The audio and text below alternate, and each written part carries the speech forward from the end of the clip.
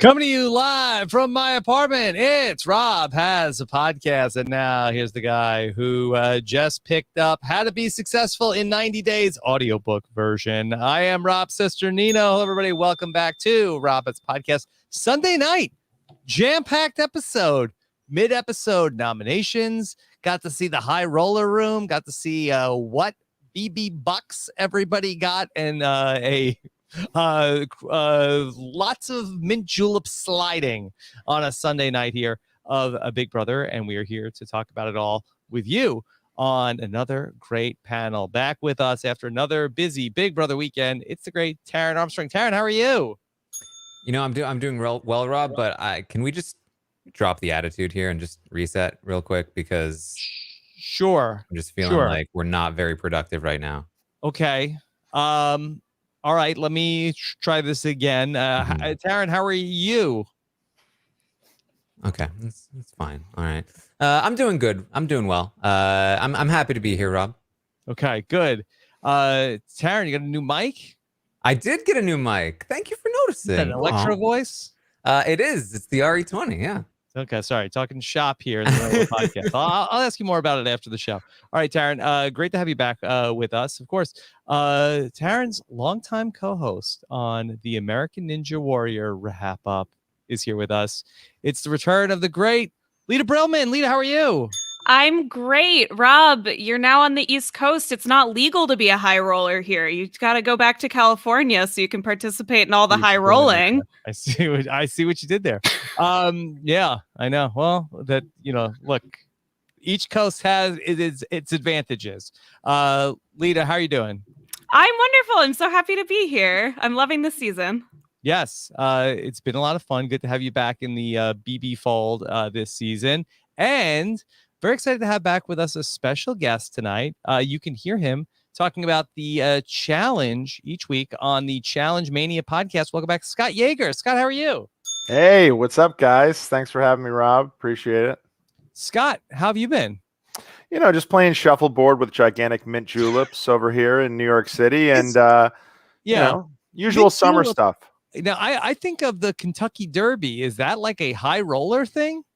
So do I. I feel like they ran this through like a gambling simulator, and they were like, "Oh, what does gambling have involved?" And like somehow they got their stars crossed, and because people gamble on the Kentucky Derby, they were like, "What do they drink there? Oh, have them use that."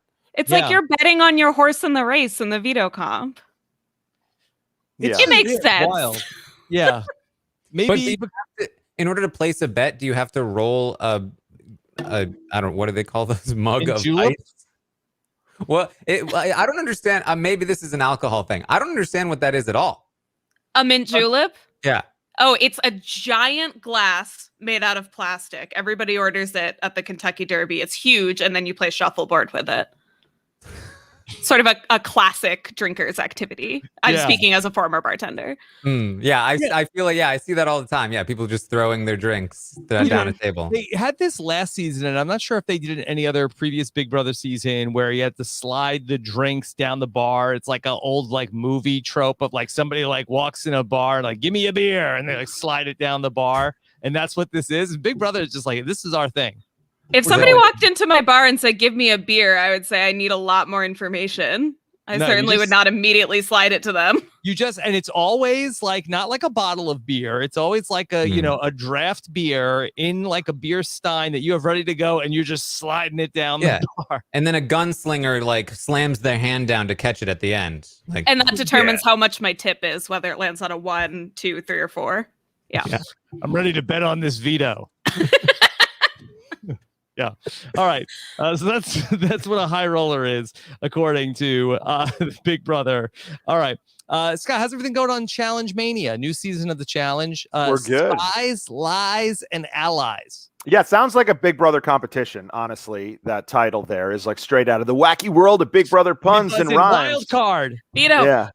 No, we actually, it's funny. The challenge came back unexpectedly quickly. My wife and I, Lindsay, started a Big Brother podcast. We've been doing BB Fever as well. But then all of a sudden, MTV's like, actually, we're back too. So we're doing it all. We're double dipping. But the challenge just started last week and is now on at the same time as Big Brother. And then we'll be on at the same time as Survivor, which I continue to be absolutely befuddled by now that they're all under the same Viacom roof. It's so weird.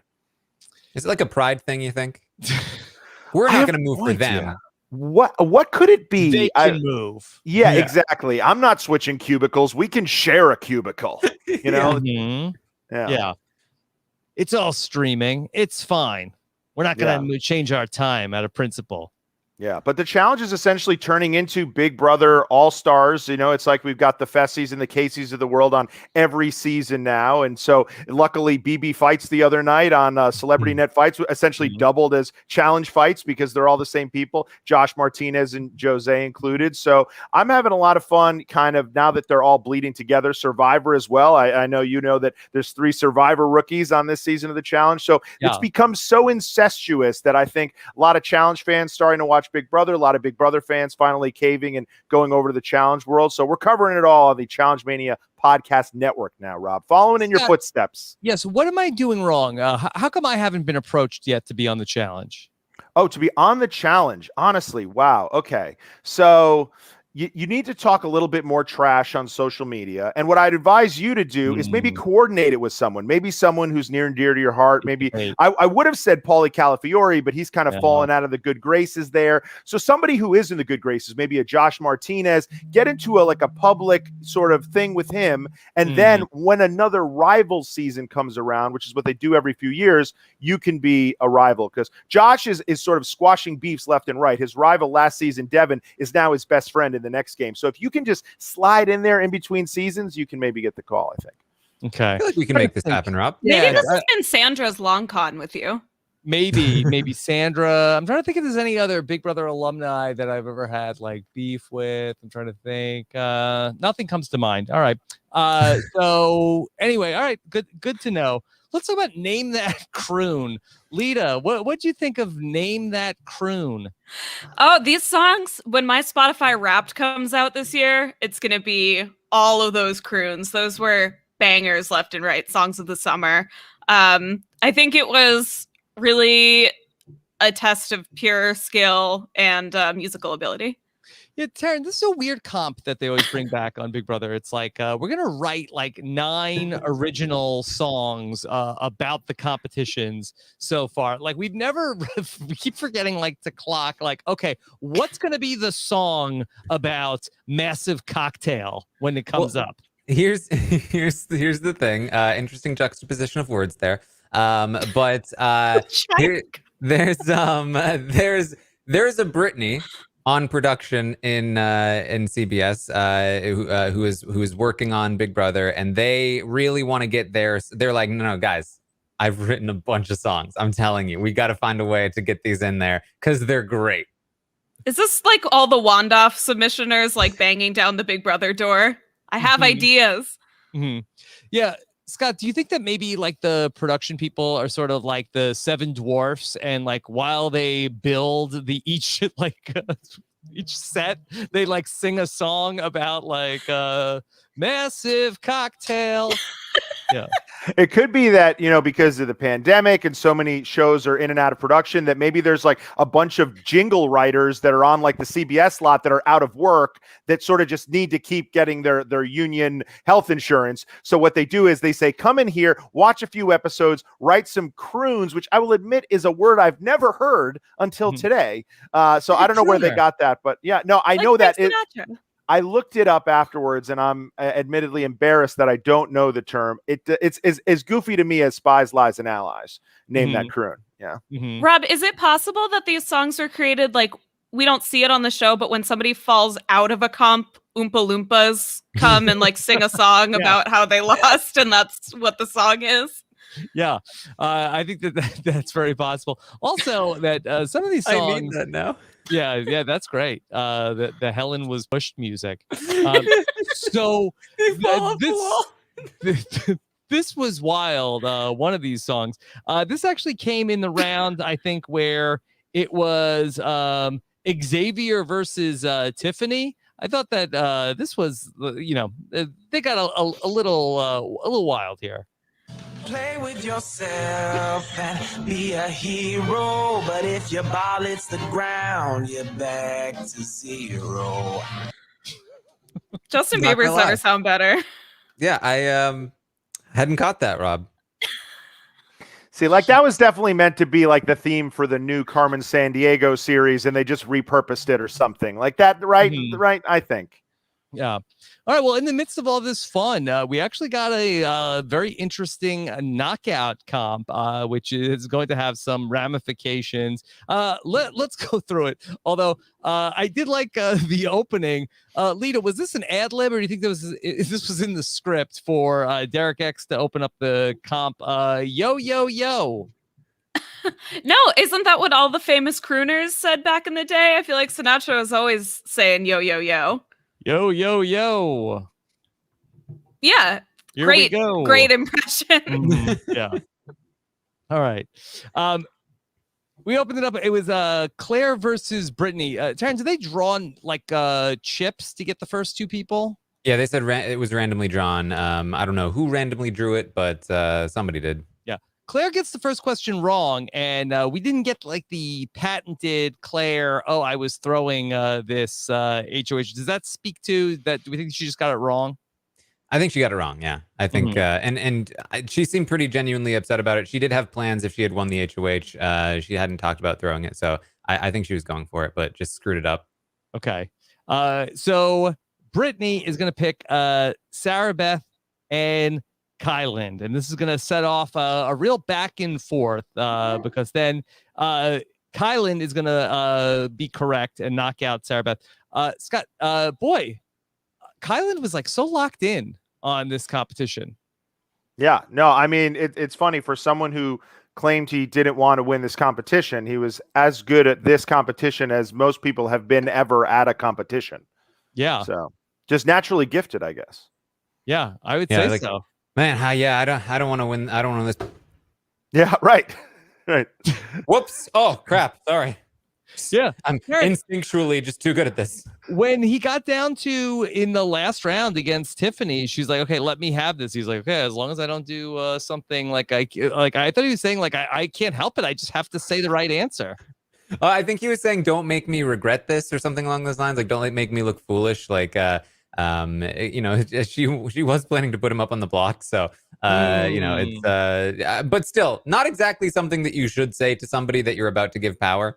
It just shows that you don't fully trust them. Yeah. Okay. Yeah. When he said, don't let me be foolish, I thought he was like, okay, well, like just as long as I don't like buzz in automatically and just get the right answer and win this thing. Yeah.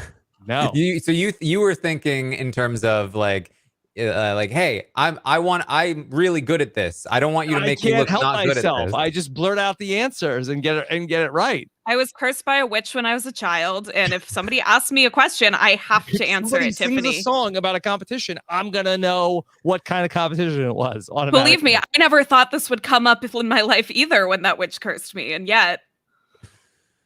I like how that's the curse and not the donkey. No, the donkey is normal. Yeah, it was wild that he had like all these like strategic conversations in diary rooms, like all like in the Jackass of Clubs costume, without really, nary a mention of it throughout the entire episode. Yeah. Yeah, it plays like a second identity here. It's like, so he's like, all right, ready, Lord, we'll come back. And then the head comes with him. And it's like, all right, we're back. And it's weird because I would have thought of all the people in the season, Brent would be the jackass of the clubs that I go to. Yeah, Jackass at clubs. Let's go to then. All right. Kyland puts Brittany right back up against Azza. Azza is correct. And so she puts up Kyland and Alyssa. And Kyland immediately, boom, buzzes in again. Now these two do make sense. He's up against non-cookout members. So the goal is to take out the non-cookout members, and they did. 1, 2, 3, 4, all 6 cookout members are left in this competition. Mm-hmm. Yeah. There's a moment where the cookout's like, oh, this is awkward. It's just us. Oh. Okay. I mean, prophetic, perhaps. Yeah, perhaps. We'll see. I mean, I think that's going to be like the real intrigue is going to come over these next few weeks. Like, are they going to be able to pull this off?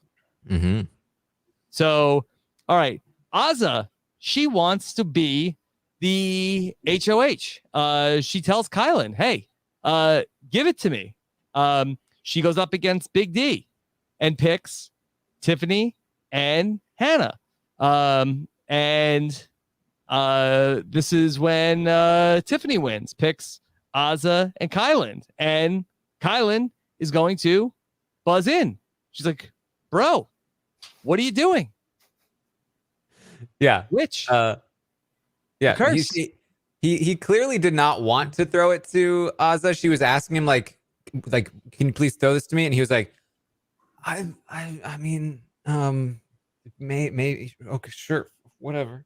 And then he just like buzzed in and she's like, what the hell? Yeah. Scott, do you think that out of all the people that like got frustrating answers from Kyland, if they would have like phrased their question in the form of like a croon, do you think that he would have just like jumped in with the blurted out the response? It's possible, yeah. Or if they had maybe told him to press a certain answer in the form of a croon and just instinctually he would have followed suit. But yeah, it seemed like people were both a mixture of too slow and tentative. And that eventually, I don't know if it was just being self-conscious kicked in and he didn't want, maybe he felt like, oh, it looks like we're working together. I have to answer something, and almost thought maybe this is wrong and it was always right. You know what I mean? Is that possible as well? You know, I want to answer something here. Maybe it'll be wrong and then I'm off the hook, or it's right and I get to advance. Well, given his strategy to throw it to Tiffany in the final round, I don't think that I think his strategy to throw the competition was, I'll just sit here and let the other person go. So I don't think he was trying to throw her. I think he just didn't want Azza to win because he didn't trust what she would do. What would Azza have done, Taran? Do you know? She would have likely gone after either Alyssa or Sarah Beth. There's no reason really to not trust her. Now, I mean, her and Big D had talked about like putting Tiffany up on the block, but so does Kyland. There's really no reason why he couldn't have just given this to Azza. But I think that he just wanted to keep the power in the hands of himself or apparently Tiffany, who it is weird to me that he was more willing to throw it to Tiffany than Azza, considering he had been working on Azza just a few nights before with anti-Tiffany rhetoric, and he'd been talking to Xavier about not wanting to be with Tiffany. Ultimately, we're going to see a Claire nomination from Kyland, and that's because he was anti-Tiffany and he wanted to take a shot across the bow at Tiffany, and yet she's the one that he is going to be willing to throw this to, and Azza not so much the case. Yeah, and the reason he gives Azza is that it's because she's too close to Brittany, but then he doesn't even nominate Brittany, so doesn't that set off a red flag to Azza? Yeah, I mean, I think ultimately his explanation is that like in the moment when Brittany chose me and Sarah Beth instead of Alyssa and Xavier, who he thought she would choose, he was like, whoa, this is concerning to me. What's happening? This is not the information that I had. And because of that, felt like perhaps he couldn't trust Azza and whatever kind of connection she had to Brittany, but it's very tenuous to me. And you can sort of see why Azza was like, what kind of explanation is that? All right. We ultimately then have Xavier versus Tiffany. Xavier, he knows how to throw a comp. Yes, he knows exactly. Hit the wrong button as fast as possible. He understands the exercise. All right. And it comes down to Tiffany versus Kyland, and we get this this big matchup, and we go to commercial. We come back on this, and boy, this was a rough night for Tiffany with the comps. Yeah. Yes. Not even when she is literally having it thrown to her can she stick the landing. Not her finest hour, but yeah. What can you do? It's Kyland. What can you do? Yep. She's gonna get this wrong. Lita, she buzzed in very quickly for a competition where this wasn't like Devon and Christmas, where okay, let me try to buzz in as soon as possible. Like theoretically, like she had all day. Yeah, I don't remember what the song was, but I feel like it was also one that was like particularly vague. It was about putting together a puzzle, and it was about the one where they had to put together the surfboard. And Tiffany's like, I'm just going to guess here.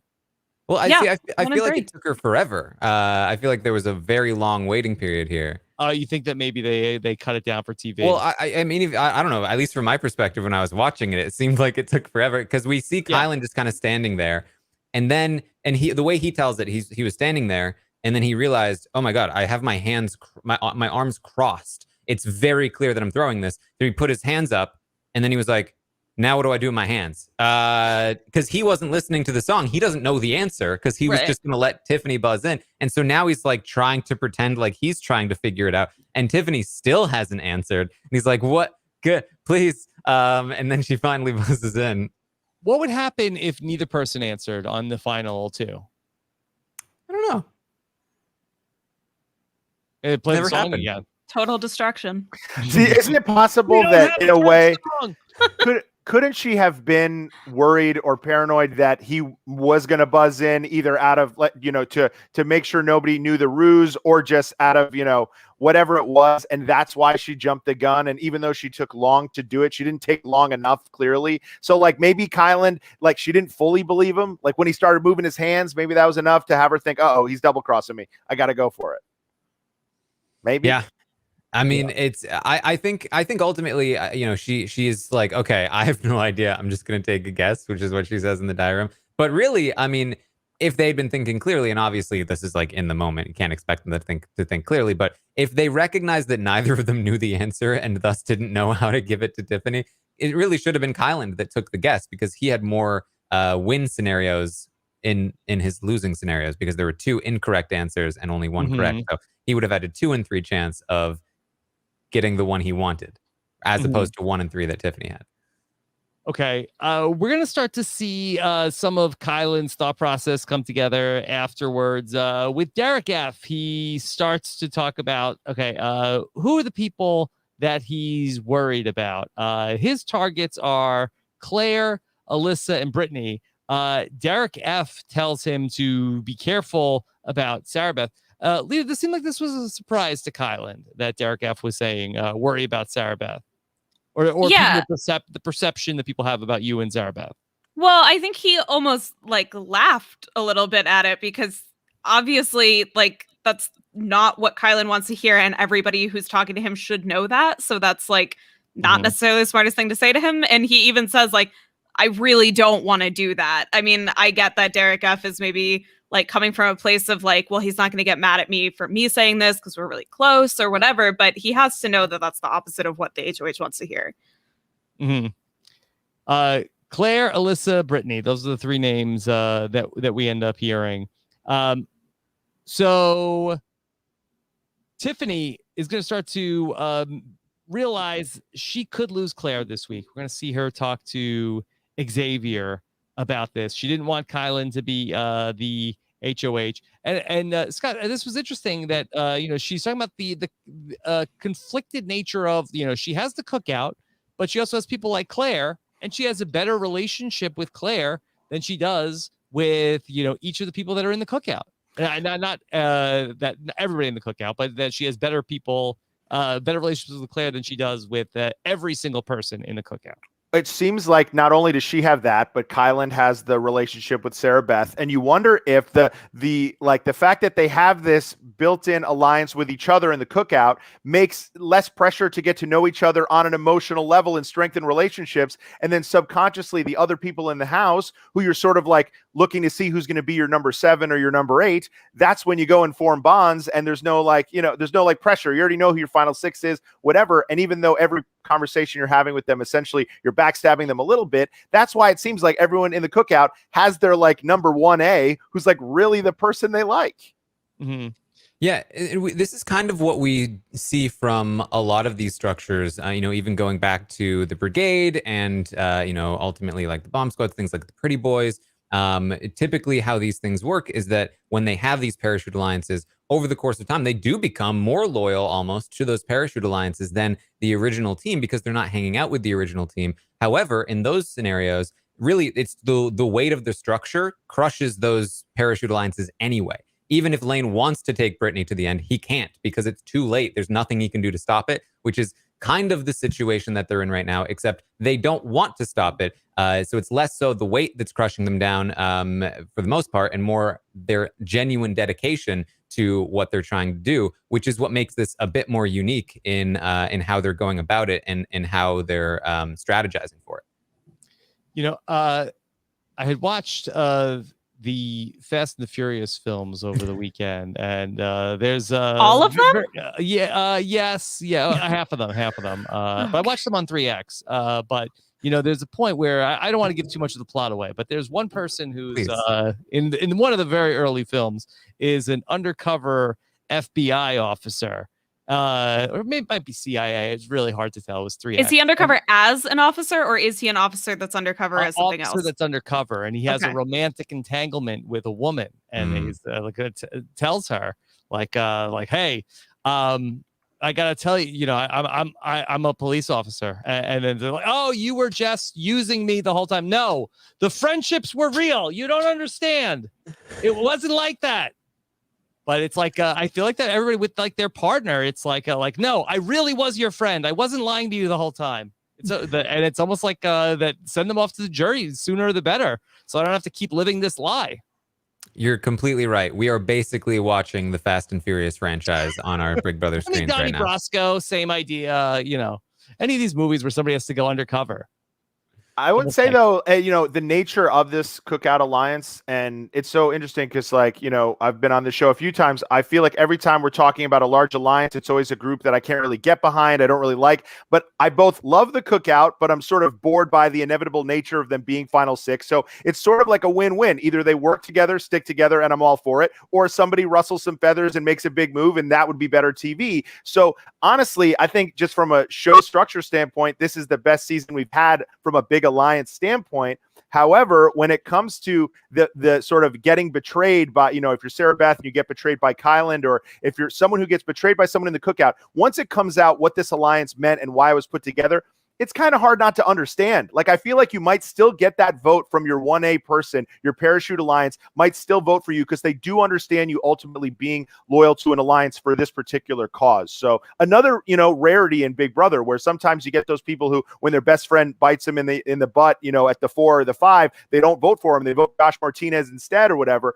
I don't think we'll get that this season. I think Sarah Beth would still vote for Kyland and Claire still vote for Tiffany and vice versa. I really do. Yeah, and I know that Xavier in this conversation, this was straight out of, you know, losing Christian, and he was feeling bad about that, and he was worried about how Christian might respond because he knows that Christian is now going to be learning about everything that's going on, and that he wasn't essentially as loyal as he could have been to Christian. But we know that Christian's response to learning about the Cookout was, "Oh, that's awesome! Like, I'm so happy for them."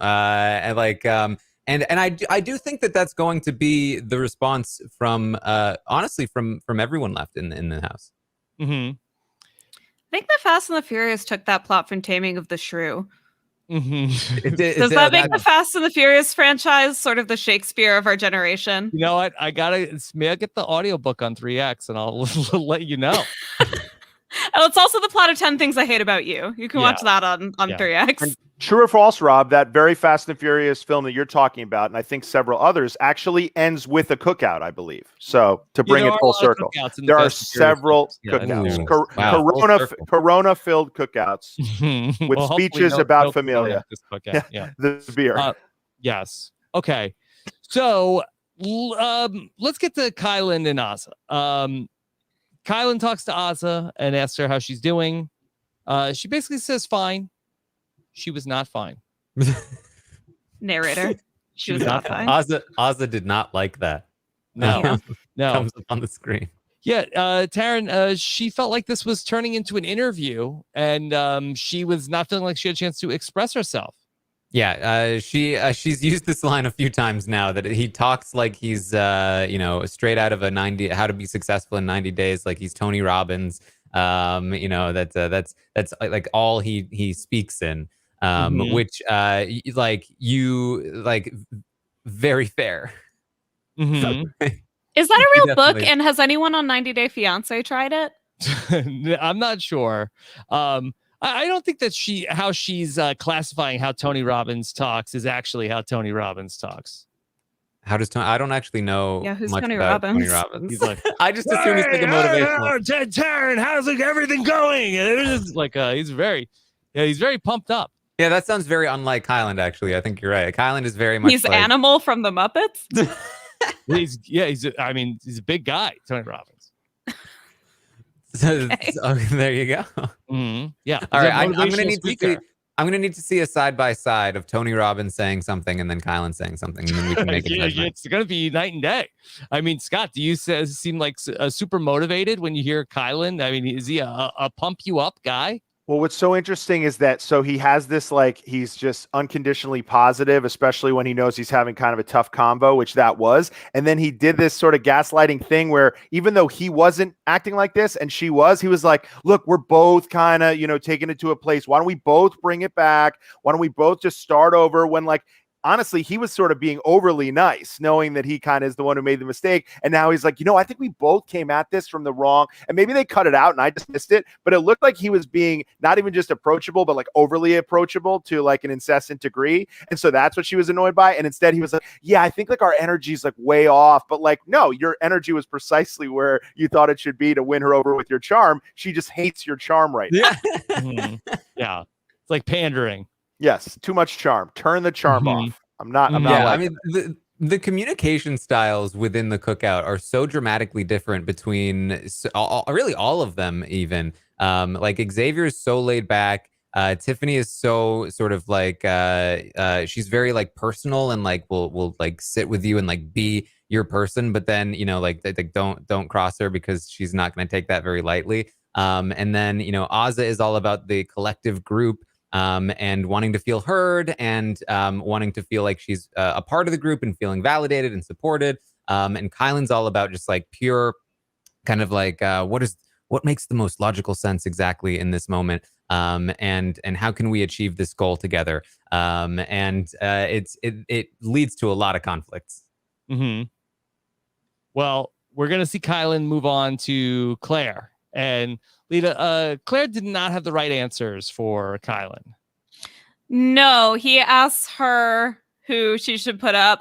Or who he should put up. I do like her approach originally where she was just like, how can I help you? Is it just saying like, I will vote with the house. I will do whatever you want, blah, blah, blah. Like, I like that she kind of meets Kyland on a real level where she's like, I could do all of these things, all of the boxes that I'm supposed to check, but really, like, how can I actually get into your good graces? Unfortunately, she says, put up people that are in your alliance, which, she doesn't necessarily know completely about. But this was actually one of those moments, just for people that don't often follow the feeds, that's a little unfair to Claire, because this conversation actually seemed to convince Kyland not to nominate Claire. He had already been intending to nominate Claire. After this conversation, he seems like he is not on board with that move as much, and he moves in a different direction for the rest of the night. And it's actually Xavier who pushes him back over into the direction of Claire later the next morning.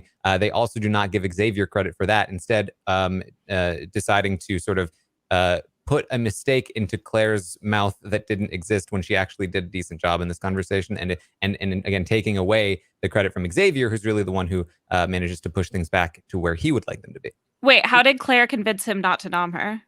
Just in general, I would think Tiffany also has a big part of this, because I think the initial reason Kyland wanted Claire to go up on the block and potentially go home is because he wanted to take that shot at Tiffany. Tiffany immediately is going to go to Kyland and talk through their differences and how they've been distant. She asks for space and he goes to outer space. And they need to stop doing that. And he's like, oh, damn it. Like, so already he's feeling like maybe I don't need to take the shot at Claire to take the shot at Tiffany. Claire comes in. She's like all about, hey, how can we do this? And, how can I help you? And I think he's at this point feeling like maybe it doesn't make a lot of sense for me to put Claire on the block. He then talks to Hannah, who really seals it. So I'd say it's a combination of the three, who says, Claire doesn't make sense. Sarah Beth doesn't make sense. You should do Alyssa. Alyssa's the right target for you. And at that point, he is on board, and he is planning to put up Alyssa instead. And it's not until the next morning that Xavier says, "No, don't like that." Xavier is such a fun killer. We did get to see Claire do her punishment. Scott, what'd you think of 52 card pickup? Looks like something I do several times a day. Whether it's my son dropping something or me dropping something, I pick up about 52 items at a time, at least 3-4 times an afternoon. So this, honestly, as far as punishments go, I thought this was pretty easy, especially if after you've done it a few times, I'm sure we just haven't seen it, you probably get it down strategically like, oh, I dropped them, but they're all in the same vicinity. I thought she was a good sport. I didn't think that she half-assed it. I thought she really got those cards airborne. I mean, it was much less intensive than Kyland making the club sandwiches, but I thought that she went for it. She has no idea this is the one time they're going to show it on the show. And Kyland is whole-assing it for his punishment. Yeah. Yeah, but the toilet one to me is the real one that, and I give credit to my wife for pointing this out, and I agree, is that, it's not only a punishment for, it's obviously a punishment for Derek X, he has to stand there, but it's a punishment for anyone who has to go to the bathroom at that time, right? Like, it is almost a group punishment that now awkwardly you have someone with a trumpet outside when you're doing your business. So, that to me is like the worst of all of them. And this to drop cards, I would do it for the whole show if it meant I didn't have to do the other one. Yeah, not only is it a bad punishment, like in terms of picking up the cards, I also feel like, I don't know, maybe you guys disagree, but I feel like the card carditard doesn't work for me. It's like they repurposed Janelle's star, which I also wasn't a huge fan of, but just put a card on it instead. The donkey is way better, and Derek's Lord of the Latrine costume was really awesome. I just feel like in general they were like, we got one really good one, we got one that's like pretty good, we need a third. Can the person that wrote those songs, do you have an idea? like costume really left over from a high school production of Alice in Wonderland. Can we just grab that?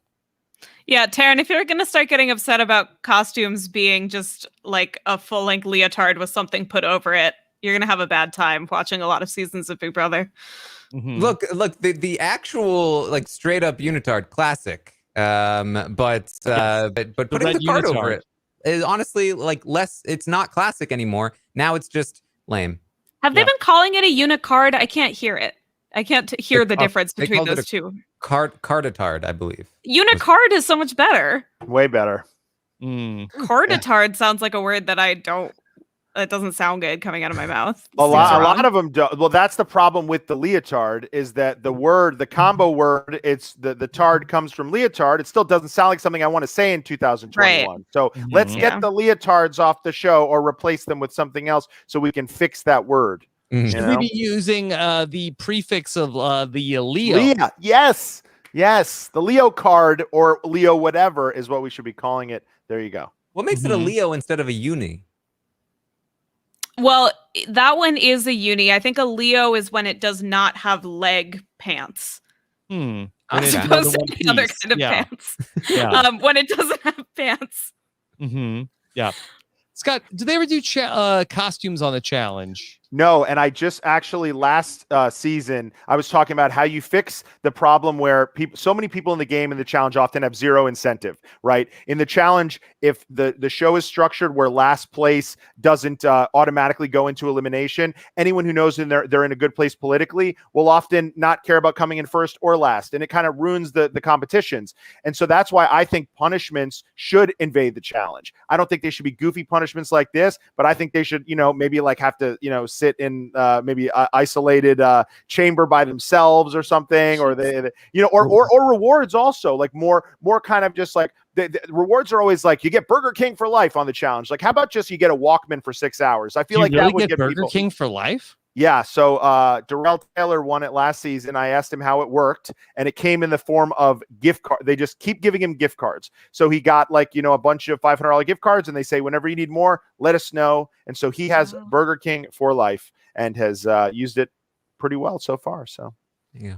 I just like could Yeah. could you imagine like Johnny Bananas in a donkey costume getting into a fight with Yes. CT or something? Like, Yeah, they- pick a or different CT example. in a donkey costume. They now do costume parties for fun. So, like, for instance, last season there was this big moment where Fessy got into a fight with DT, who's like the big brawny guy on the challenge. He's become a crowd favorite, but he's been known to get into a ton of fights. Him and Fessy are these two big bulls, and they finally have the showdown. But it was like the night of their like 80s party where like one of them's dressed like a pimp and the other one's dressed like he's from a Janet Jackson video. And so it looks so ridiculous, these two guys like pretending they're going to fight, which they're not because they don't want to get kicked off. But it also looks like they're pretending they're not going to fight because it would be so embarrassing to get punched in the face while wearing one of those costumes. So the costumes are actually just coming electively, but I think they could work their way in as a punishment as well. So we'll see what we can do. Okay. We got Derek F talking with Kyland, and Taran, is this just the TV show, or do you find this on the feeds? That I feel like that Derek F is pretty good in these one-on-ones. I feel like in the group setting, Derek F ends up not being super great, but I feel like one-on-one he has like some. Seems like he has like some good social skills. Here's what I think happened. On Thursday, they were like, screw this Derek F guy. We gotta show what he's been saying because it's not cool. And then he was in the top 3 of the vote, and they were like, he's great. Don't we love Big D, everyone? Isn't he so good at this?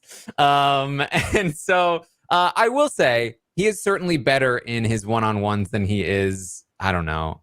He's better than you might think sometimes. He did kind of convince Derek not to put him on the block as a pawn last week. However, that conversation is what leads to Kyland wanting to use him as a pawn this week, but none of that really matters because it's not like he's going to go home anyway. Big D is going to try to convince Kyland to do things. He doesn't really have a lot of influence, but he thinks he has a lot of influence. I think he said even just today on the feeds that like he's running this HOH.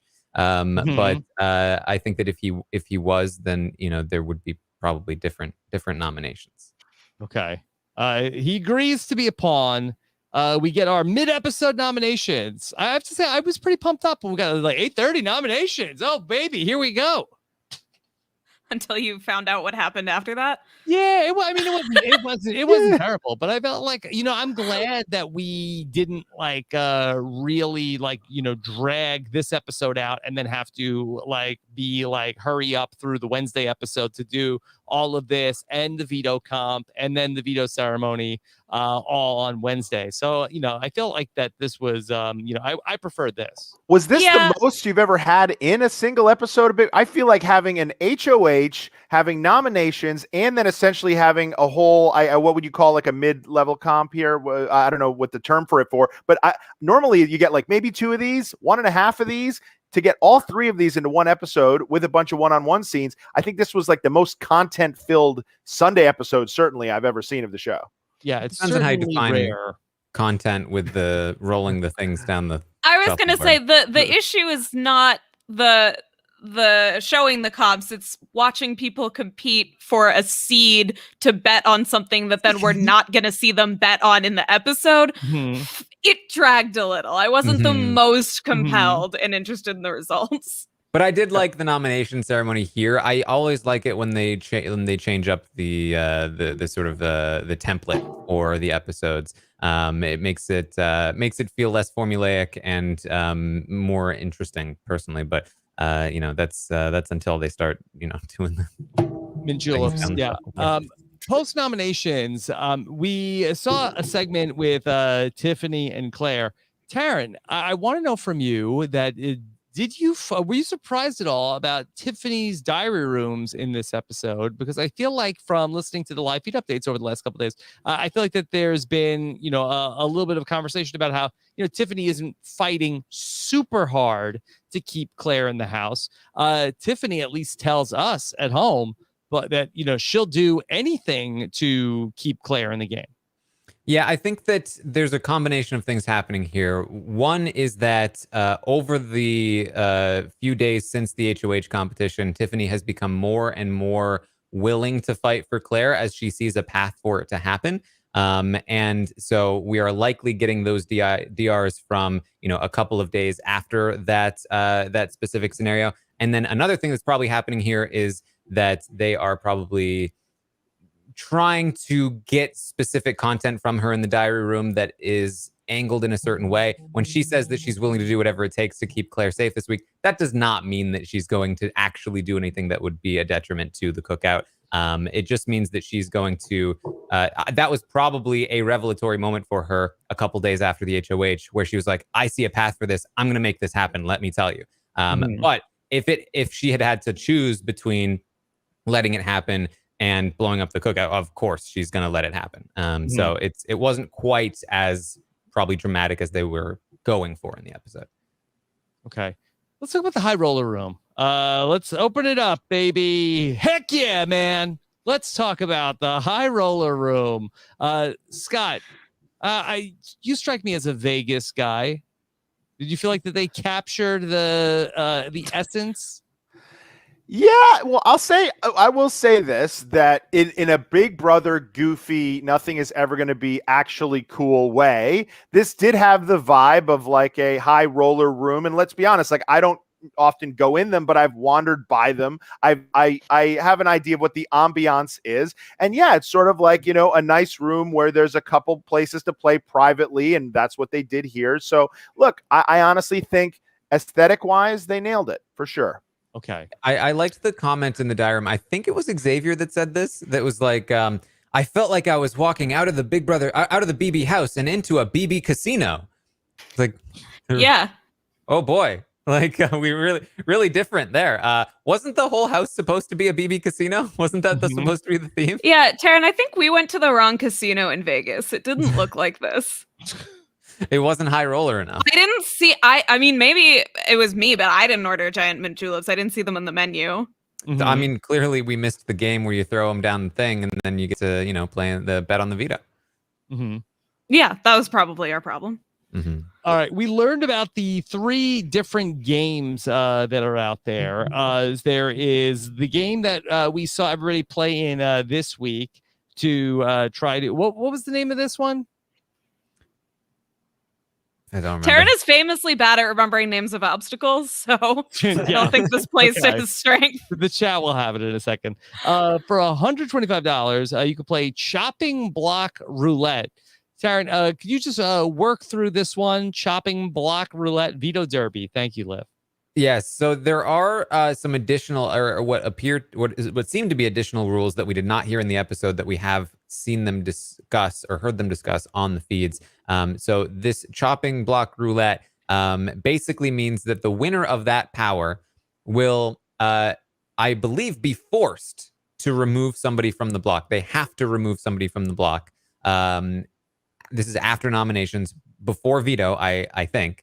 And then they're, everybody left in the game, other than the person they removed from the block themselves in the HOH, will then go into the roulette wheel, and one of them will randomly be chosen to go up in place of the person that they pulled down.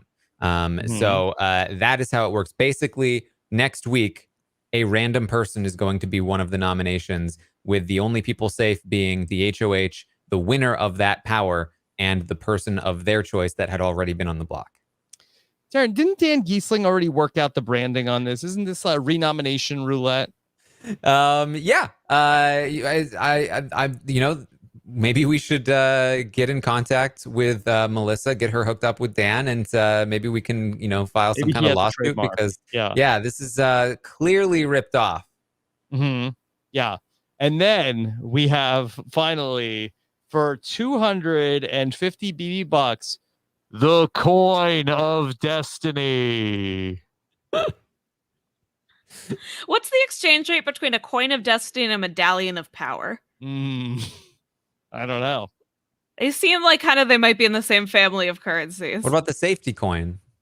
Yeah, I feel like we got to get all of these exchange rates with fire tokens in there figured out. Scott, you like the coin of destiny? I was a band I was in high school was called the Coin of Destiny. But did you cover Destiny's Child? Yes, Yes. Did they play this? Play with yourself, be a hero, but if your ball hits the ground, you're back to zero.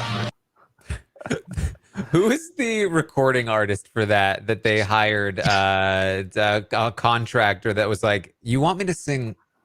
Yeah. I think they went on Fiverr. It's a come on, you can do it. Yeah. Like, do I put this on my reel? Mm. Yeah.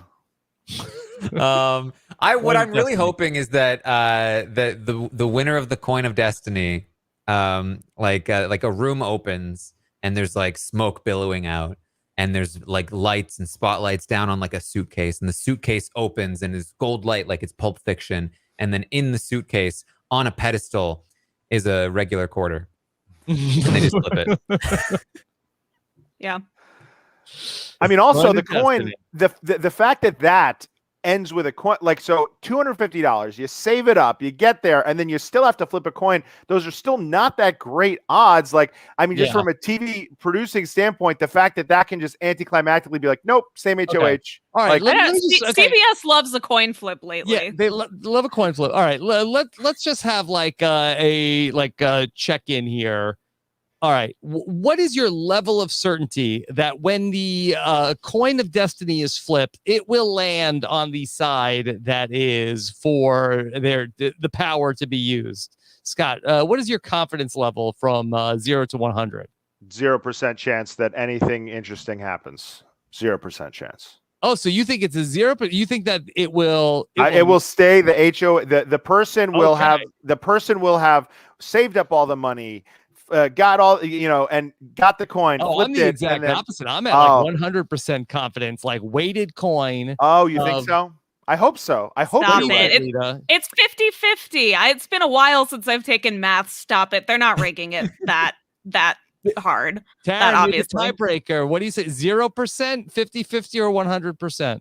I'm with Lita. This is a 50-50. I think they'll let it go because there's the integrity of the game. There's drama in it failing too. That there's going to be like, I need this. I've been saving up, and then no, Didn't we get this on Survivor recently? Yeah. Wasn't there one? And Taran mentioned it. The safety. Yes. Coin. And something was said about the way she flipped it, right? There was so I don't know if this one like a little like quarter, flipped it. like quarter and a half, right? Yeah. Which I think betters it. Maybe it's not 50-50, maybe it's 52-48 or something like that. So I don't know if they have a different system here or whatever. But I honestly, I'm a pessimist. I always think when something can go wrong, it will go wrong as far as drama is concerned, or like what's the best thing for TV. So I hope you're right, Rob. But yeah, okay, we'll see now. Taran, I thought this was very interesting that they said that the house guests will have more opportunities to earn BB bucks. Does that mean besides future America's votes? That's a little unclear. I would assume so, since they have already kind of implied that they will continue to earn money through the votes, but not necessarily a guarantee. They have been speculating on the feeds that they've been thinking, for instance, that what if there's a slip and slide competition coming up, and one of the jugs, like how there is sometimes some, like a safety jug and an HOH jug. What if one of the jugs is like 100 BB bucks? And if you go for that, the first person to fill up that jug gets 100 BB bucks. Something like that could happen in a few different kinds of competitions, but beyond that, it's kind of hard to find spots where they would have a space on the show for them to earn more money beyond just votes. So it's unclear, and it's also unclear how much money they're going to get in future weeks from the audience votes, because these prices are really high. So basically, anybody that got $50 this week, if the amount of money you get every week stays the same, if you stay in the bottom 5, then you cannot afford any other twist for the rest of the 3 weeks. If you didn't buy this one, you're going to get 100 next week, and that twist is 125. Then you'll have 150 by the third week, and that one is 250. So you will be priced out completely of everything. And the 250, you'll be priced out if you don't get at least one top 3 finish, and then, at least one top 3 finish, and then 2 top 6 finishes in order to get 250. So you would assume that means that next week, perhaps the base level will be something like 75 or 100, and then top 3 would get like at 150 or something along those lines. But all of this, again, very unclear. Okay. Is it possible that they get to bet on outcomes? Like if someone currently has 50 or 100, there will be a time where if something's happening that it obviously isn't going to be like the veto that they're already kind of betting on this next one, but something in the house is happening. They stop and they go, who wants to put up 50 or $100 that this happens? And they can kind of risk to double their money, like do double or nothing kind of things along the way. Is that possible? It would be fun, but I think that perhaps that leaves the window open for like everyone to theoretically lose their money. If everyone bet, like tried to double or nothing their money, then nobody would have any money, and then their twist would really fall flat. They probably don't want that. Somebody in the chat though, just said, I wonder, comment Stratter, I wonder if Brittany's unspent, or if like perhaps like anybody who doesn't spend money, if their money then if they get evicted. Do they then perhaps bequeath their money to somebody else, or can it be won by somebody else? I don't know. I don't want a legacy advantage.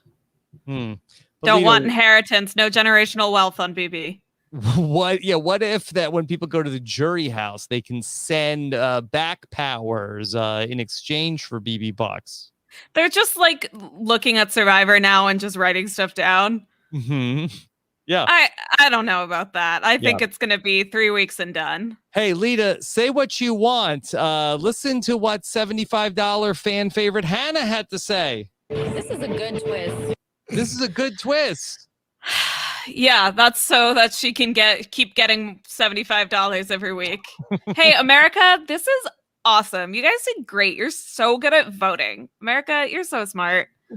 Okay. I like the setup of the twist mostly. I like how complicated it is. I like what it did to the strategy this week. I mean, that shouldn't be too surprising. But I think that there are a couple of things wrong with it right now. The pricing is weird, and the unclear nature of how much money they'll be able to make, I think, is weird. You should let them know ahead of time so that they can make informed decisions on the money that they have right now, so that they don't get priced out so easily in future weeks. And then additionally, what this really is just a fancied up version of care packages, of your power apps, that they've done a billion times before, and a billion times before, it always is a bad idea. It never works out very well.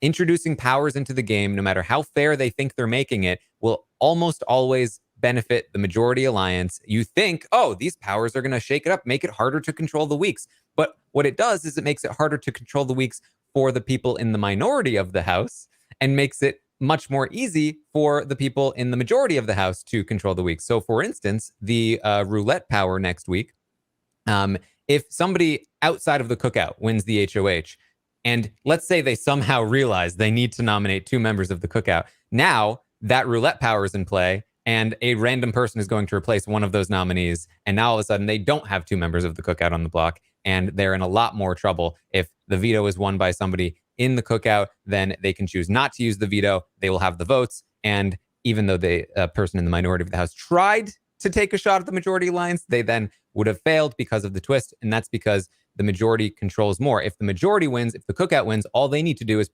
prevent any cookout member from touching the block, nominate 2 non-cookout members, and even if a cookout member goes up via random draw, they still have the votes to keep that person in the game, because the majority has more power. So the power thing, I just feel like they never really think it through, and it has a lot of potential to really benefit these majority alliances.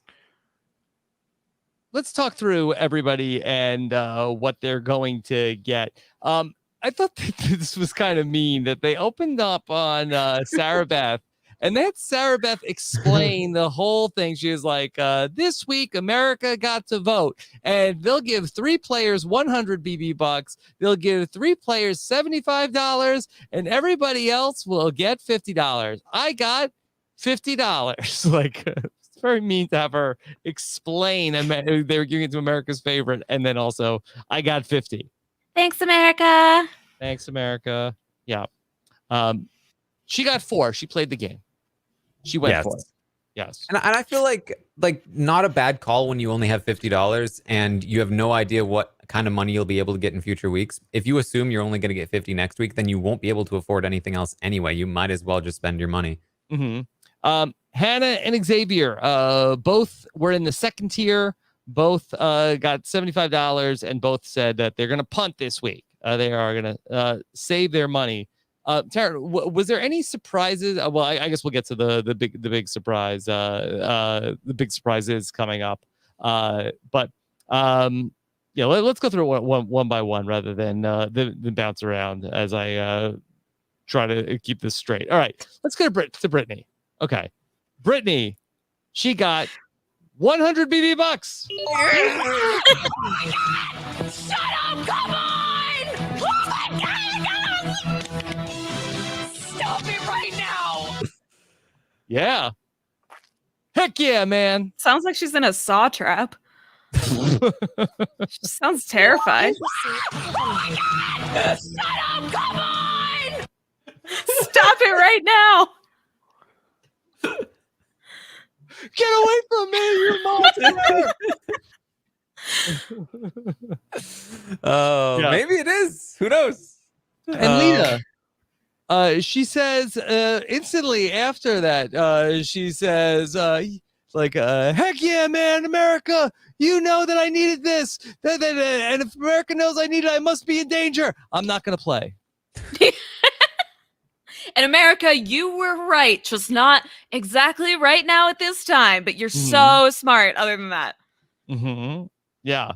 All right. I just want to just clearly to let the audience know that Brittany had a conversation with Kyland where Kyland asked her, "Were you worried that you would go up? Are you worried that you would go up?" She was like, "No, I'm not very worried." It's like, well, you probably should be. America knows better than she does. Yeah. Yeah. You've received. Oh my God! Shut up! Okay. So congratulations to Brittany. Ozza got 50. She is not going to play. Alyssa got 50. She is not going to play. Kylan got $50. He's going to play. Yes. Kylan was sliding mint juleps like it was nobody's business. Guy's got to play. He's got to play. He's got to win. Love It's to just play. it's in his blood. Mm-hmm. Yeah. He's having a very competitive week. Okay. We got a flashback. Taran, this was wild. Got a flashback to before the competition. Claire tells Tiffany, don't play in the competition. Whatever you do. Well, actually, I don't think this was a flashback. I think this was actually during the competition because basically what they were calling them in one by one. So they were still in the house talking as people were coming out one by one, which actually gave the advantage to the people who ended up going last, which I do not believe showed everyone in order because Xavier went last. But yeah, so I think this was Claire pulling Tiffany aside like right before Tiffany was going to go in to be like, hey, don't play. Don't play. Do you think Claire has seen Tiffany's bartending skills and just knew that she'd be really bad at sliding those things? Don't waste your money. Please don't. Please don't waste it. So I really thought, Lita, when we saw that Claire was telling Tiffany not to play, I was like, because I heard Taran tell the story of what happened on the live feed update. And I was like, well, what are the chances that happened? That's 1,000,000 to 1 shot. That must be a lie because there's no way that she could have had 2 glasses on the table and then pushed the 3rd glass, which banked off of both glasses, knocking all of her glasses off the table. So what would be the benefit of lying? Now she can like really promise somebody like, oh, I'm going to gun for it for you this time. And she can't actually. Well, I think that maybe she would deduce that, oh, it's in my benefit for people to not think I have any money and I have money. Oh, I see. My so money. Yeah. I only have $25, but she's really sitting on 75. Would it have been possible for her to lie about having played at all? Because they don't know that she played because her score doesn't come up. Yeah, it just doesn't necessarily benefit you to pretend you have more money than you do because it just kind of puts the target on your back. Right, but I do think like I'm not saying it's a good move or that she could pull it off. Yeah. I'm just talking through. Could she lie about that to say, "Oh, I'll definitely play for you next week," and then earn some brownie points, even if she doesn't? Yeah. Yeah. Honestly, Taran, it was so weird how they did the scoreboard at the end, and I don't know if they knew that they were going to like show a scoreboard with like all the people who played, so you really couldn't. Maybe you could, but like they didn't. Then they had like 5 and 6, and it was just like X'd out of could only 6 people play, or was only the top 6? Yeah, only the top 6. So if more than 6 people had chosen to play, then they would have gone by score and eliminated the lowest scores, because you can only bet on only one person can have bet on each veto player, and there are only 6 veto players. But they didn't include like, and Tiffany got a 0. Yeah, it was weird that they didn't include that. I guess because they wouldn't put her on the board. I think they probably did not anticipate that somebody would get a 0 score.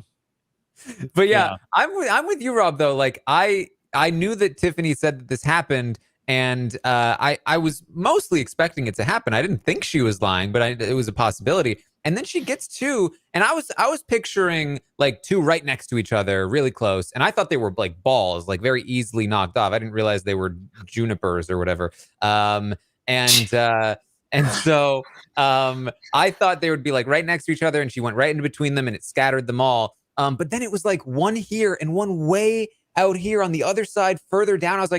I was literally like, wait, how does she? Yeah. It was amazing. Scott, I knew instantly, okay, this is going to be an incredible GIF. Brian Scally already got it out. Can you come up with another caption for this GIF of the mint juleps colliding and sliding up the table? Do we see it here? I don't have. I can. If you give me a second, I can pull it up from Scally's Twitter. All right. Wait. So we need a caption for juleps colliding. Yeah. Rita, you got anything? Oh, how about this? I mean, this is kind of overused, but you have them sitting there, and it's my fall plans, and then boom, the Delta variant is all of them on the ground. It's almost like my spring plans, my summer plans, my fall plans. Right, but you know that one that everyone's doing with all the you could do it like that. Right, these are my fall plans, or this one over here, and then her third go is the fall and DV. winter plans, Delta variant. Yeah, that's all I've got on the spot. Yeah. Okay. Here you go. Here's what it looks like to see the actual. Okay, here's from courtesy of Brian Scally. Oh, this is Frenchie trying to. This is the latest one he's got, and a new one. This is Frenchie trying to balance the slaughterhouse, the French kisses, and the jokers. Okay, good. I need the Ozza gif of her in the wild card competition to balance for this one. Yeah, Ozza she would have like got to think so slow on the table. This is what I want. I want a cut of Ozza staring, and then cut to sort of like crop Tiffany out, and then make it seem like Ozza is making this happen with the buckets. Mm-hmm. Yeah. It's a great moment. Could be there's often people use memes and GIFs to describe sliding into people's DMs, and sometimes it doesn't go very well. So maybe if someone were to use that, if they were to slide into someone's DM and it was a disaster, they could say, this was my attempt to slide into so-and-so's DMs. Brent taking his third shot at sliding into Rachel Swindler's DMs. There you go. Okay. Derek X got 100 that he will not play. Derek F that he got 100 as well, and he will play. Lita, were you surprised Derek F in the top 3? Yeah, do you think people were just texting Derek and they were like, oh shoot, this wouldn't be fair, so now we have to give it to both of them? I think that might be a portion of the vote, but I do think that the TV viewing audience, especially they showed him, I forget, was it on Wednesday or was it on Sunday, where he like the clip of him like falling asleep everywhere, that this is relatable to post-COVID Americans. Yes. Oh, I also love to rest. He's so relatable. He also has the walk, I get it. I feel like they need to make it like the old days where everybody had a unique number that you had to dial, where it was like, 1-888 dance 06 and to vote for whatever. feel like everybody needed their own unique number. I also felt weird texting just into the void. It didn't feel right. I felt like I wanted it to be American Idol days again and calling from my landline. I kind of feel like that viewers, when they interact with the game, like to affect the game. They like to feel like they gave a power or help to someone who needs it. And if you're a fan of the cookout, he sort of feels like low man on the totem pole over there, the most likely to, and also the most likely to screw it up if he got the power and to kind of throw some chaos into the game. So I feel like it might be boring to throw $100 at Kyland or Xavier. Hey, let's throw, if you are supporting the cookout and you want to throw it on a cookout member, throw it on Derek F, and then you're throwing it on the cookout, but you could be, throwing a wrench in there as well. Yeah, I do think that Big D probably got this primarily from the fact that he's genuinely a big character on the show, and people probably enjoy him when they watch. But there's definitely a chance that something that at least contributed to it is that if a member of the casual audience is trying to type in Derek and it says Derek F or Derek X, and they're I don't know. Would it respond to you like that? I got one response that said thanks for voting, and then 9 more times did not get any response. Yeah, we did try to. We just texted in Derek, and then you immediately got back like press 1 for Derek F, press 2 for Derek X. It would also mean Derek X. It would also mean, even if hypothetically everyone who voted for Derek F meant to vote for Derek X, that he both came in first and second is like kind of crazy. I know he's a popular guy, but I just think that, when you look at who got the votes here, it was Brittany, who clearly needs it, even though she doesn't know she does. Derek X, who needs it, even though he wins on his own and does well. He's obviously outside of the alliance. And then I do think that if you're a fan of the cookout, I just think like the most fun person to give it to is Derek F. Your mileage may vary on who's the most fun. I also think that his dad is famous. I think that also there's probably like a lot of people in the audience that connect with I liked Smoking Joe Frazier. I'll root for his son. So probably a lot of different reasons why. But yeah, that was the one that we didn't see coming. I haven't heard that reason on Twitter yet. No. Haven't heard the Smokey Joe argument come up on the TL. Yeah, it's very my sister is Ariana Grande. But I mean, but way, I feel like not as connecting with the younger audience of Big Brother. But I do feel like that is the TV audience really ruled the roost on this vote, as opposed to what was being said on social media. Yeah, very different results from what we got on the poll that we put out, on the on what I'd seen in other polls online. Derek X kind of the only one carryover. Everybody else was a bit mixed up. Did everyone try asking their moms who they're voting for? I feel like that would have given us much more accurate data. Yeah. Okay. Taran, I thought they didn't know really how to end this episode, though. They didn't have a music cue. It was just like a lot of people opining on what was going to happen next. Well, Rob, there were no hugs. No hugs. Yeah. They don't know what to do if there's no hugs. Yeah. Also, again, the results of the comp were just revealing the order in which they would place bets on the veto, which again did not happen tonight. So very anticlimactic comp result as well. All right. So, yeah. All right. Tiffany has mission get Claire off the block, Scott. Yeah, what's interesting here is that and this is what I'm confused by. It's like the cookout who have their alliance, and then they have their one person here. It's like, do they think that they're going to bring everyone to the end? Do they just, is their goal for Claire to come in 7th? Like, does it have to be that or nothing else? Because I just don't understand why you would, go out of your way to ruffle so many feathers to make sure that you get her off the block or that she doesn't go home, when it's like inevitably she's going to. Like, you have this other thing that's the greater good. So I'm just confused there. I'm confused by the Sarah Beth thing as well, where Kyland seems to be doing similar things for her, Azah as well for Brittany. At a certain point, there's literally only one other option. So unless you're getting rid of Alyssa here, I guess everyone can just say, hey, let's go for Alyssa. But other than that, it's going to have to be one of your friends. Okay. I want to talk about this weekend and the veto competition and what the rest of this week is going to look like. So let's go ahead and bring in our live feed spoilers. If you're going to jump out, we will have another recap for you on Wednesday night. after the episode. Anything that the panel wants to say about the episode proper? Think we really got it, Rob. We got it. All right. Let's go ahead and talk about our spoilers. The Office of Civil Defense has issued the following message.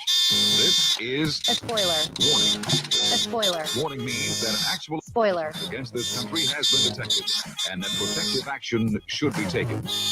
Yo. Let's talk spoilers. Okay. All right. Another busy weekend, Taran. Yes. Lots of strategizing to do with all the betting and coordinating. Yes. Betting, not betting, just to be clear, in case people are interested in showmances as I am. No one has bet anyone. Mm-hmm. Yeah. Yes. No betting. Nothing. Nothing like nothing of the sort. So I tried to play a sound clip. It didn't work. The Britney screaming. No, it was a Big D saying "work the butt." So yeah. So we had the veto competition, and it was OTEV. We had OTEV, and we have more drama with Kyland and throwing competitions, 2 in a row, because the final round of OTEV came down to Kyland and Alyssa, and he threw this competition to Alyssa. The reason he threw it to Alyssa is because if Kyland won, Claire would have gotten a veto. Claire placed her bet on Kyland. So Kyland winning would have meant Claire had a veto, and Kyland did not want Claire to have a veto. You might be thinking, well, of course he wouldn't. He wants her gone. No, he didn't want her to have the veto because he wanted to be able to use the veto on her himself to build trust. And because Alyssa won the veto, Kyland placed his bet on Alyssa, which meant that Alyssa got a veto and Kyland got a veto. And the plan is to use the veto on Claire and backdoor Brittany to remove Brittany from the game. Now, big problem with this whole idea is that is a 2-part problem. One, he very obviously threw the competition. He stood there staring at 2 OTEV answers. One of them was clearly the correct one, and just panicked and didn't know if he should put the correct answer down or the wrong answer down. And then everyone knew he threw it. And then also he told everyone about his plan to throw the competition to build trust with Claire so that he could use it himself on Claire, which Claire is not particularly fond of. Wait, so Kyland, so he had the first pick on who to bet on, and he bet on Alyssa before the comp? Yes. So one of the things that they strategized about when it came to the betting is that Claire said, okay, so how this will work is that we should bet on people that we are the most worried about in terms of, like, we don't know what they would do.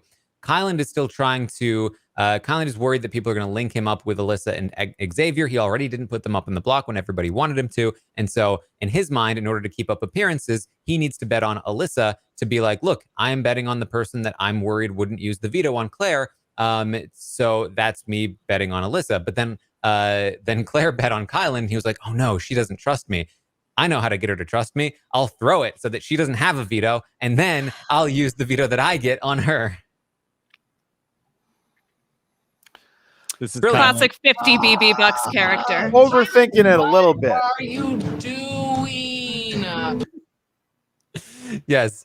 Now, I should also explain why Brittany all of a sudden is a target when it was Claire or Alyssa prior to this. This is your favorite part, right? This is my favorite part. Rob, please get the sound clip ready. The reason that Brittany is a target is that she placed her card on the thing and it read $100. Oh, he didn't have it ready. Wait, which one? Which one? You want this one? Yeah. You've received. Oh my God. Shut up! Come on! Oh my God! Yes. So, Right now. the reason she's being targeted primarily is that she got $100 from America, that America really liked her, gave her $100. And what that really means is not that they're jealous, but that she is dangerous, that she is one of only 3 people with $100 who could afford the next twist in week 2. and even more dangerous, the coup d'etat twist, the coin of destiny in week 3. And if they can take her out and neutralize that $100 now, that eliminates a major factor coming into the next couple of weeks. The only other person that they would need to take out, because the only 2 people outside of the cookout made any real money in this week, and those 2 people were Brittany and Derek X. Derek X, the only other person they could target this week. Everyone in the cookout agrees it makes no sense for Kyland to take that shot, so the shot needs to be taken at Brittany. Okay. So, Taran, the part of this that I feel like has the most intrigue is that there's the second veto.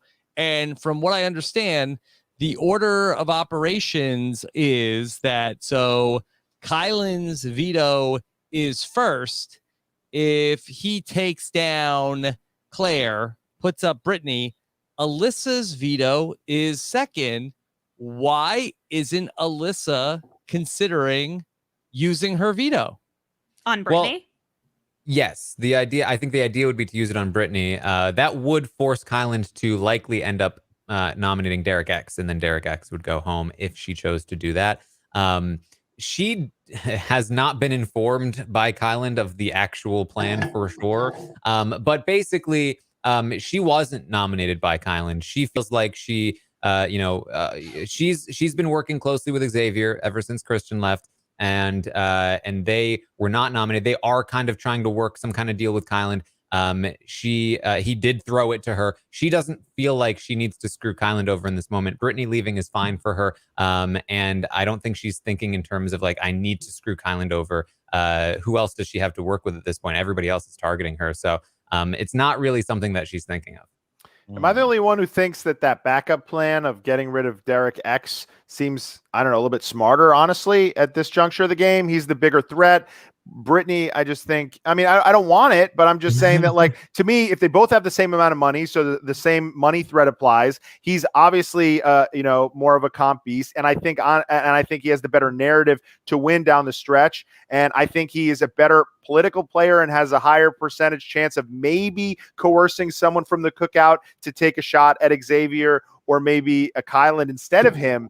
I don't see Brittany doing that. I see her kind of straggling along here and maybe coming in third or fourth. So I think if he can have that be the outcome, but have it look like it was because of Alyssa and he wasn't even gunning for Derek X. And then, of course, at that point, he just becomes the natural vote out. That's ideal for everyone. Cookout, everyone across the board. You know, I don't Xavier, know. If Brittany everybody. makes it to the end, having been on the block every single week. Oh, pretty good story. So much adversity that she's gone through. Yeah. She could be the Denise Stapley of Big Brother. Yeah, or the Spencer Clausen. So there are actually 2 reasons why they're not going down that road. One is that in addition to the money angle, they feel the cookout feels like Brittany has been a bit of a conflicting influence. That she's caused problems within the cookout because Azah gets upset when things happen to Brittany. And if Brittany's gone, then hopefully that source of conflict will go with her and it will be easier to work with Azah and Big D. That's one thing. And then the second thing is maybe a 2-parter. They don't want Derek to go quite yet. Tiffany certainly doesn't. Hannah doesn't feel like it's the right move. Kyland doesn't want to do it, but he feels like maybe he should. But even more than that, the logic side of that is that it, as I said, doesn't make a lot of sense for Kyland to make that move. Even if Alyssa does use the veto on Brittany, it's like, well, why didn't you put up Xavier? Or especially, why didn't you put if Alyssa screwed you over using this veto, why are you not retaliating by putting up Xavier? Why did she feel comfortable enough to use the veto on Brittany? They're not going to buy that this was not what he wanted, especially if he ends up putting Derek on the block. And if he does put Derek on the block, Derek has already been talking about, like, there's got to be some kind of secret alliance that's happening right now. Even just today, him and Claire were talking about how, man, look at all the white people who have left this house. Those conversations happen. They're concerned that if Kyland puts Derek up on the block, it's really going to get the wheels turning in everybody's heads about, wait a minute, that makes absolutely no sense within our own current view of what's happening in this house. And it could lead to them being exposed. Now, personally, Scott, I agree. I think even with those factors, he's still the better target. He's a lot more dangerous in the long run. He's like the last, I would think, like serious threat to win at this juncture. Obviously, there's a lot of game left to play. There's a lot of moves that these, other cast members can make, and obviously, like a Claire could, and Sarah Beth maybe could do something. But he's the only one now that if you get rid of him, you've gotten rid of Christian. It's smooth sailing, I think.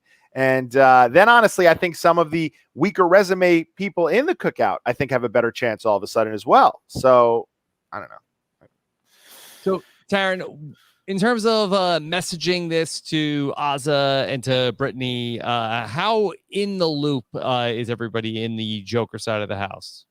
Everybody has been informed at this point. Big D, again, he tried to fight it. He was kind of like, well, but, and this is sort of what I was referring to when he said, like, is Big D good in these one-on-ones? Like his pushback was, but don't we need Brittany to beat Alyssa in competitions? And kind of was like, no.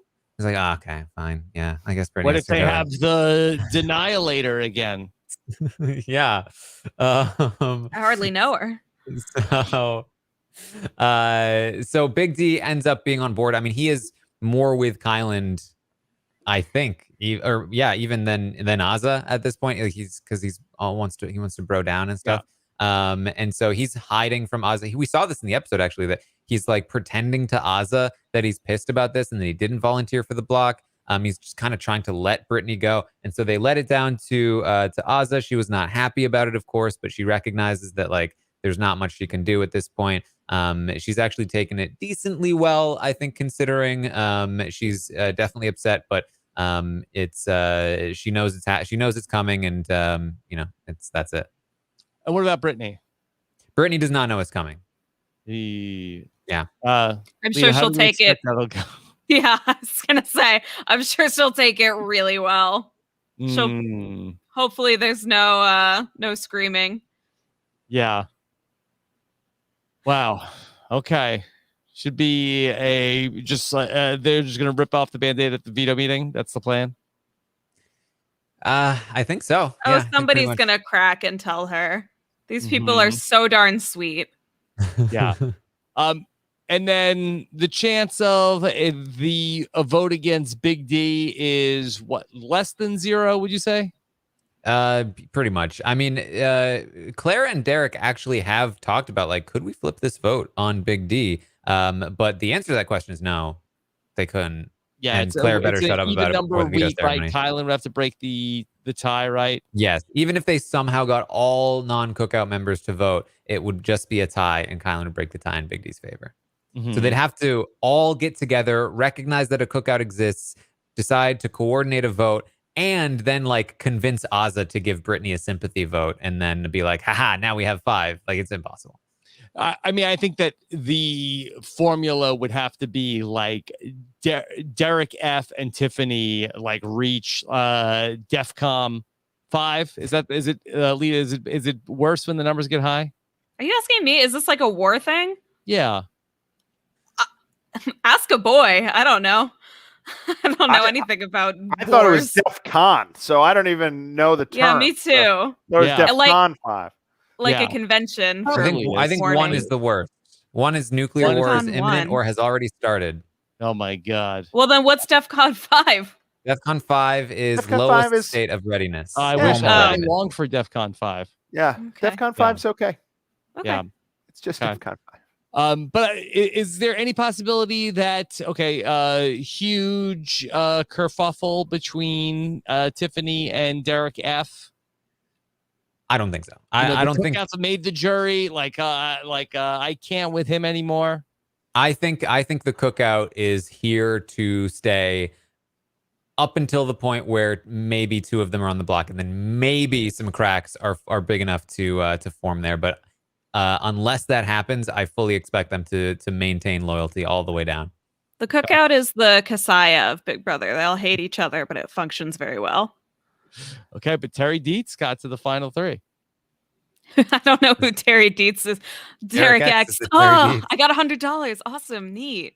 This is pretty much how it's been every week, right? Like at a certain point when everything finally gets down to, okay, these are is there, and when you ask Taran, I'd imagine, hey, is there any, can you get a crack in there? It's been no every time, right? For the most part, has it ever come close? Was the most interesting vote going into Thursday. This week, I think, and knowing that the twists are coming and knowing how the twists work, for me has solidified that the cookout is here to stay and will make, I think, at least final 7. That they're at least surviving the next, because of these twists. I'm pretty much set that there's almost no chance a cookout member goes home this week, next week, or the following week. So that brings them to final 8. And the level of loyalty there as well is only increasing, even as the personal conflicts increase. The dedication to the cause, because they're getting closer and closer, is also increasing, and the success that they're having is also reinforcing their strategy. And so I think we are really looking like we are going downhill now, and they are building a lot of momentum. Okay. Is it possible that it might work in the favor of someone other than Kyland and Xavier, who to me are like the 2 standouts at this point? And when you get down to a final 6, you can imagine they can trade off wins until they're in the final 2. Is it possible a Tiffany or an Azza between to get something on their resume to have a better chance of winning, and then maybe being rubbed the wrong way of their number 1A getting taken out a little earlier than they wanted? Is it possible that they would try to make a move and say, hey, we got to final 8 or we got to final 9. That's good enough for me. Now I'm going to make a move on one of them a little bit earlier than 6. Is that in the cards at all? I don't think so. I don't think it'll happen. Just watching Kyland again in that competition tonight, like it really, has jumped out, like what a threat he might be in terms of like winning the comps down the stretch, especially when it comes down to it. Like, I don't know if he knows his days and stuff like that, but I mean, he was so quick on these comps. The competition he won, the second HOH he won was against the Shark's Mouth. The ball rolling. So it wasn't a quiz competition that he won earlier on, but I'm sure he could win a physical competition too. So he didn't compete in the following quiz HOH, so he didn't have a chance to show off his memory in that one. So yeah, he's definitely going to be somebody to watch out for in those competitions. A question for Scott. This is from David. Who's your top pick for a Big Brother 23 or from Big Brother 23 for future seasons of the challenge? Anybody have your eye on? I think this is potentially a nice like rookie feeder system class here, and I think partially because I don't know the last time the Big Brother had like 100% likable cast, and obviously that's in varying degrees, but for the most part, I think everyone with few exceptions would be great for the challenge.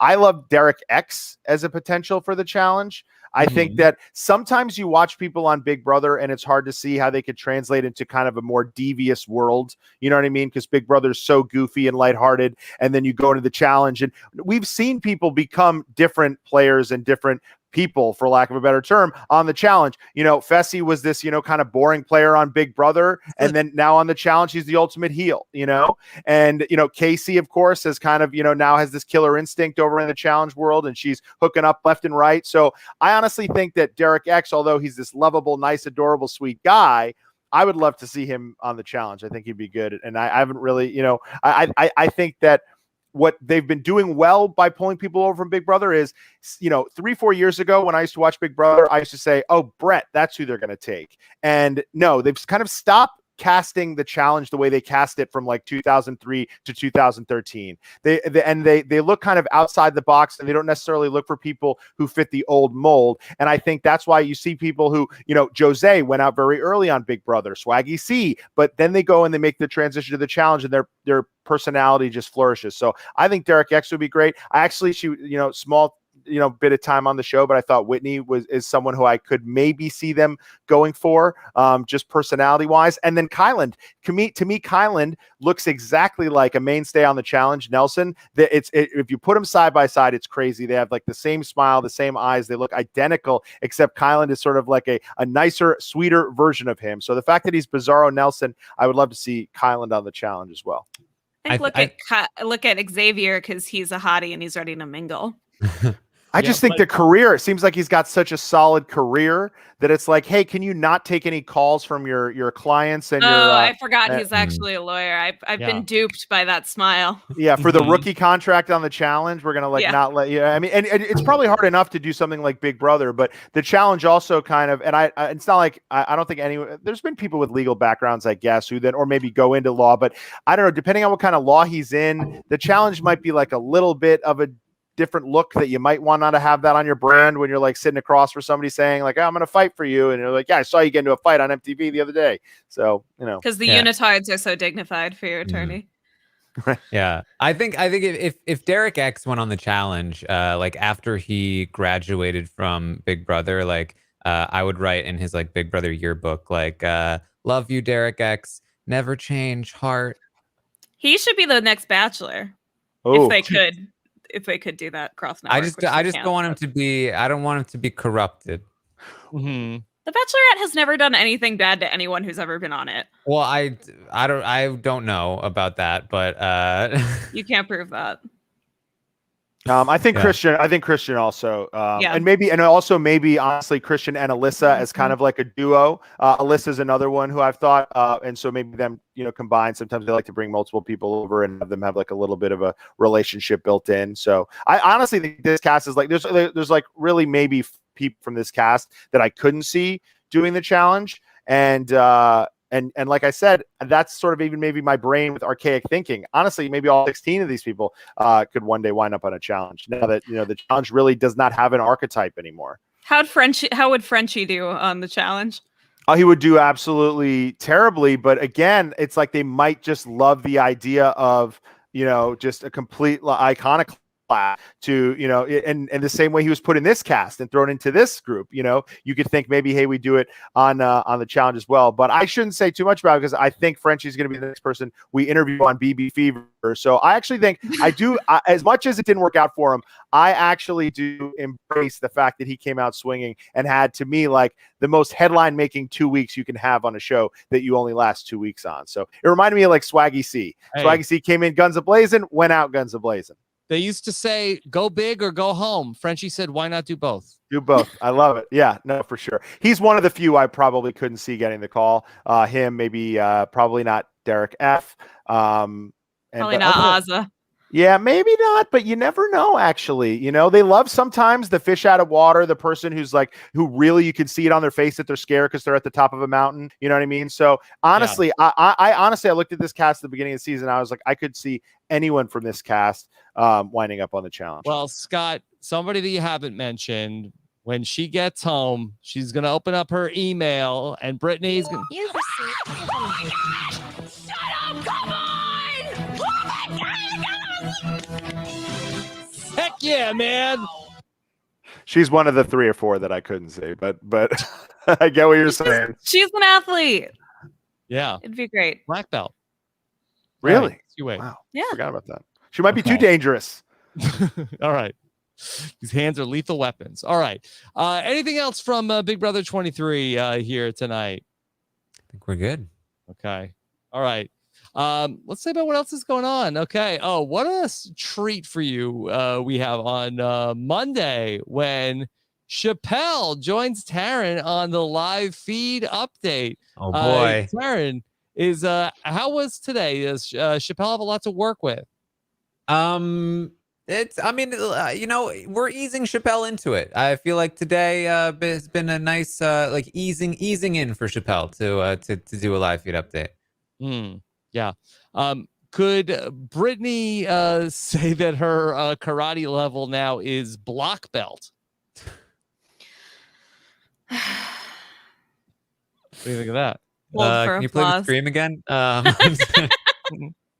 All right. On Monday night, we have a real treat for you as well. The Slop is back. Chantel Francis is going to join us, and we have a lot of sloppy stories to talk about this week, including updating you on some relationship drama between former Big Brother showmances and more. Coming up on this week's edition of The Slop. That's patron only at robisawebsite.com/patron.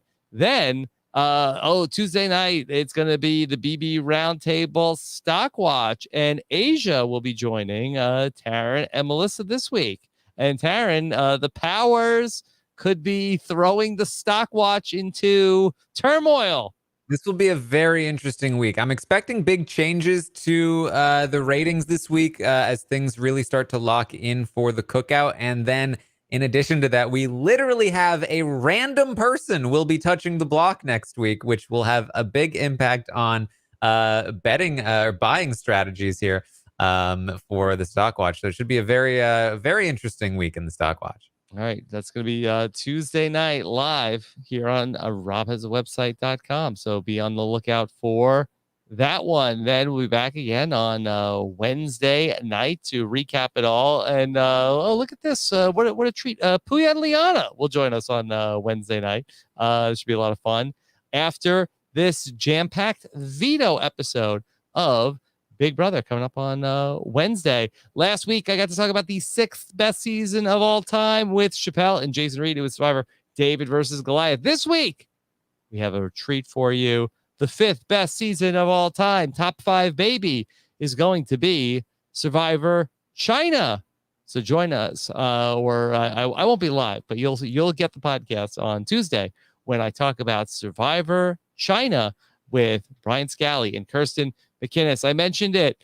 3X, 3 Furious on this week's Rob and Akiva Need a Podcast. It's the all-time longest episode of Rob and Akiva Need a Podcast. If you're into that, we covered all 9 movies. No Hobbs and Shaw. Didn't get to that one. That's not canon. I mean, it's canon, but it's not part of the main series. Darn, that I'm gonna have to skip this one. Yeah, quite frankly, I'm disappointed, Rob. Yeah. All right. We talked about MTV Cribs a couple of months ago on the RHAP Rewind. MTV Cribs is back. Talked about Big Sean and Scott, your guy, TJ Lavin on MTV Cribs. Yeah, I didn't see the whole thing. I saw a clip of it where he was like showing his garage that I guess used to be his house, but now it's just like a game room that he comes when he's in trouble with the wife. But TJ Lavin is a fine man, and I can say nothing wrong about him. So I think it's probably a great episode. I'm going to check it out at some point. Yeah, I don't think he used to live in the garage. I think that all of his stuff that was in the house before his wife moved in and has now landed in the garage. Yeah, great memorabilia collection he has. I'm very envious of his memorabilia collection. We had a lot of fun on that one with Chappelle and Asia Welch and Jason Reed. And then hey, look, we've got our own challenge coverage here as well. Ali Lasher and Brian Cohen covered the premiere of the challenge this past week. Check that out over on robhasawebsite.com. And then as well, we have over on the Love and Hip Hop Atlanta Rahap Up, Sasha Joseph is back this week with Mari Forth from the Wrestling Rahap Up to talk about what's going on this week on Love and Hip Hop Atlanta. And of course, then catch Mari on her own podcast with Matt Scott and Grace Leader on the Wrestling Rahap Up. Scott, you weren't on too long ago, right? Yeah, I did that show. It was a lot of fun. I'm a super wrestling nerd, so I know exactly what that picture is depicting there. That's Christian winning the Impact titles from Kenny Omega on AEW on Friday. So I'll be tuning in. They do a good job over there. At least one Christian had a good week. Yes, at least one Christian had a good week. Okay, of course, so much going on. We dropped a brand new Patron 5 for 5 today. Patron feedback show, Patron Q&A that Taran and I do on Friday in the slot. That's all on our Patron podcast feed at robhasawebsite.com/patron. You can check out all the offers from our sponsors at robhasawebsite.com/offers. And be sure to subscribe on YouTube and check us out on social media at Rob Has a Podcast on Twitter and at RHAP Grams on Instagram. Okay. Scott, where can people check out the Challenge Mania? Wow. Well, yeah. So you can go to challengemania podcast.com, or you can just search Challenge Mania on any of your podcast players. It'll come up. If you just search Challenge, it'll probably come up. And that feed is where we're putting everything else. So that's where we're doing BB Fever as well. And when Survivor's back, we'll do something for that. We'll come up with a fun name for that. And I'm also doing a wrestling podcast now, The Heel World. Took me a while to come up with a catchy name there. For a while, I was just calling it The Wrestling Podcast, but it's now The Heel World. And people can go to patreon.com/Challenge Mania if they want to hear our weekly break breakdowns of every episode of the challenge, because on regular Challenge Mania, we sort of do long form interviews with the cast members. So this week, going up tomorrow, will be our Michaela Bradshaw interview. So that's all I got. Nice.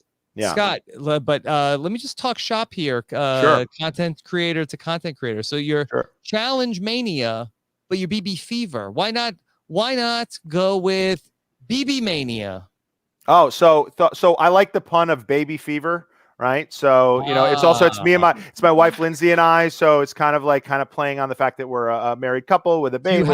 Does either of you have baby fever? Constantly. I mean, yes. I mean, a couple of the fellow families here just have little ones that we're holding. We constantly are in perpetual baby fever. And I think also just kind of going on brand with the Challenge Mania, sort of BB Fever. I did think of doing BB Mania, Survivor Mania, things like that. But I don't know. I guess I just love a good pun so much that coming up with an additional one is just hard not to grasp. But yes, no, it's interesting. I defer to you on all things content and strategy and everything like that. I mean, have you thought about more podcasts, Rob? That's the only question I have. But yeah, no, we went, I believe, 3 years of like mainly only doing Challenge Mania, and then when I went off and did something cute, it would mainly just live on Patreon. And now we have started clogging the feed, as I like to say, and putting it all on the Challenge Mania feed. So you can kind of push the stuff to the side that you don't like. But if you like wrestling, check out the Heel World. If you like Big Brother, check out BB Fever. But it's been a lot of fun. And then we'll come up with a catchy name for Survivor. And then our Code Names podcast for people who play Code Names a lot.